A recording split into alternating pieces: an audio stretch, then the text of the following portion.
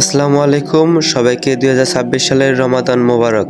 আচ্ছা, মনে পড়ে কি সেই দিনের কথা?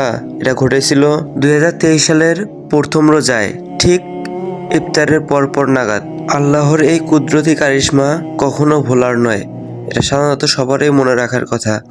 2023 সালের প্রথম রোজার পরপরেই বাংলাদেশের এমন কোনো ব্যক্তি নেই যে এটা দেখেনি। মানে পুরো একটি তাক লাগানোর মতো ঘটনা ঘটে গিয়েছিল।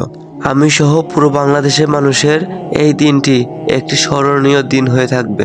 2023 সালের রমজান মাসের এই আল্লাহর কুদরতি কারিশমার ঘটনাটি ইফতারের পরপরই ঘটেছে, আর তৎক্ষণাতেই এক এক করে সব সোশ্যাল মিডিয়া প্ল্যাটফর্মে এই ঘটনাটি ছড়িয়ে পড়ে। যাই হোক, এই ঘটনাটি কখনোই ভোলার নয়।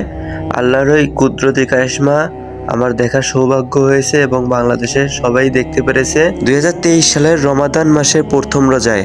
আল্লাহর এই কুদরতি কারিশমাটি যারা দেখতে পারেননি এবং যারা এই দিনে সাক্ষী থাকতে পারেননি, এই ভিডিওটা তাদের জন্য। ধন্যবাদ সবাইকে।